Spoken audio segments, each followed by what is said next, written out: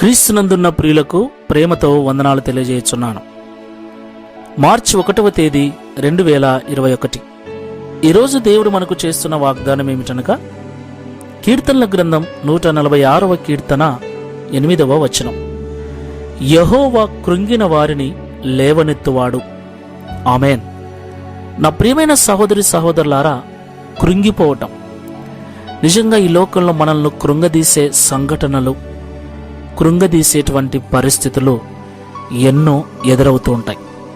కృంగిపోవటము అంటే ఇక ఏమాత్రం కూడా చేతగాని తనంలోకి వెళ్ళిపోవటం. ఎవరితో మాట్లాడాలనిపించదు, ఏ పని చేయాలనిపించదు. ఒక మాటలో చెప్పాలంటే బ్రతకటం కంటే చావటమే మేలు అని అనిపించేటువంటి భయంకరమైన పరిస్థితి.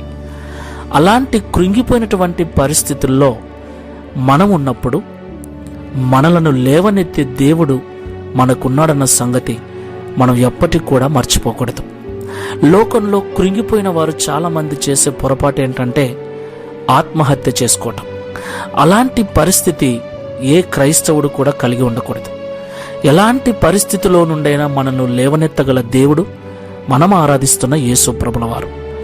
కాబట్టి ఈ మాటలు వింటున్న ప్రియ సహోదరి సహోదరులారా, ఈ లోకంలో మీ జీవితంలో కానీ మీ పిల్లల జీవితంలో కానీ జరుగుతున్న సంఘటనలు, వస్తున్న శ్రమలు, నిందలు, అవమానాలు, బాధలు, ఇబ్బందులు ఏవైనా సరే మిమ్మల్ని కృంగదీస్తూ ఉంటే మోకరించి ప్రార్థన చేయండి. మీరు ప్రార్థించినప్పుడు ఆ ప్రార్థన విని యేసు ప్రభుల వారు కృంగిపోయినటువంటి జీవితాన్ని పైకి లేవనెత్తుతాడు. ఆయన కృంగిన వారిని లేవనెత్తే దేవుడు ప్రియులారా. కాబట్టి ఎట్టి పరిస్థితుల్లో కూడా కృంగిపోయిన సమయంలో అఘాయిత్యాలకు పాల్పడకండి. సాతానుడు బలహీనపరిచి మన జీవితాలను పాడు చేయటానికి, చెడగొట్టడానికి, చివరికి ప్రాణాలు తీసుకునే విధంగా వాడు ప్రేరేపిస్తాడు.